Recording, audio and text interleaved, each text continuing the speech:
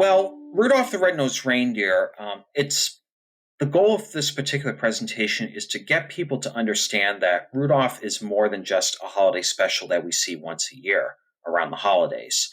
Rudolph is about neurodiversity because Rudolph, he's born with a red nose. That's obvious.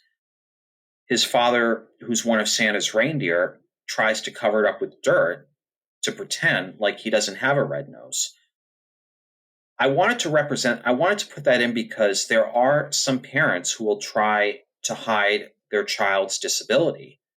And that's not right. It's not healthy. And it's kind of like masking, if you will, Mm. for because a lot of parents will try to mask their children, or the children will try to mask themselves. You got to be open. You got to you got to disclaim yourself out there and let people know you are who you are. And then another character that I put in is Hermie the elf, because Hermie's kind of the one who has an identity crisis. He wants to be a dentist, but because he's an elf, they think he should just make toys. And unfortunately, a lot of employers will see that in some people with autism or other disabilities, because they think because they're disabled, they should be relegated to this particular job, which is true. But what if the individual wants to go beyond what their purpose is? Like, people think that, there's an individual who is a janitor, but people think that he should be a janitor because of, his disability.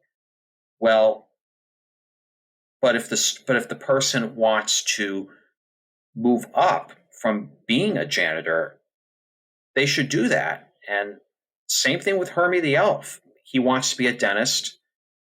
He doesn't want to make toys, and the elves should listen to him, and they don't.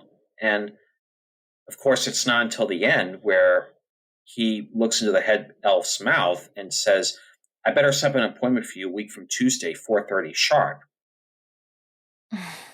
So that's a good example right there. And then the third example are the Island of Misfit Toys, because the Misfit Toys each have their own unique disability. Like Charlie in the Box is not a Jack in the Box, or there's a cowboy who rides an ostrich, or a spotted elephant, or a train that has square wheels on the caboose.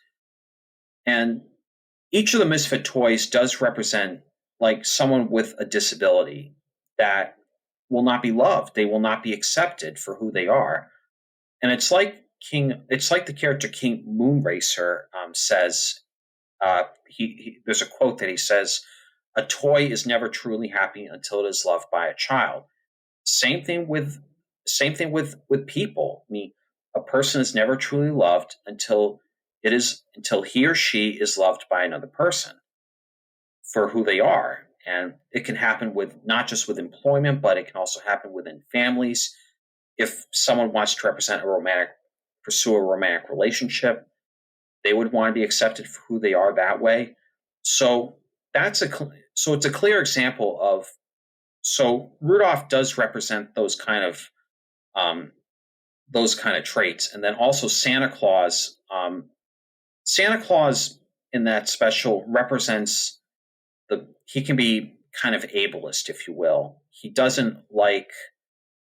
thinks Rudolph's nose is annoying, or it's going to get in the way of Rudolph being one of Santa's reindeer. So those are the basics that I'm trying to get out there with this particular presentation. That's so interesting. I wouldn't have ever thought about making those connections.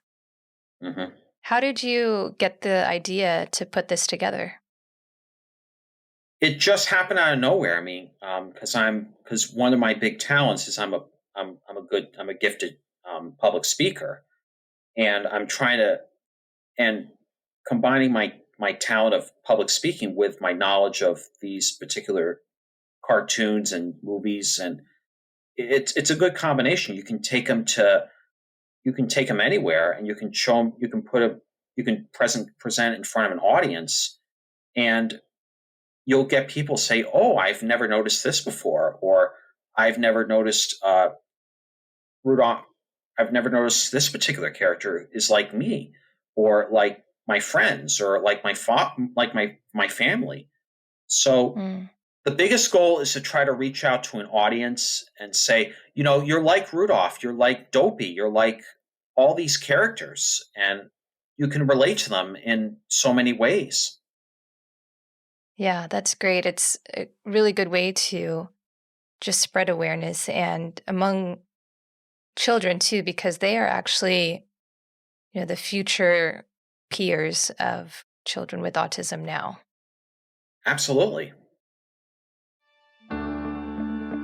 You've been watching Autism Knows No Borders. If you like this video, please give it a thumbs up and subscribe to our channel. Also, we'd love to hear from you, so let us know what you think in the comments section. Click here to watch this interview in its entirety. You can also find us on your favorite podcast app. Tune in each week for engaging conversations of how people across the globe are inspiring change and building community. Thanks for watching. Take care.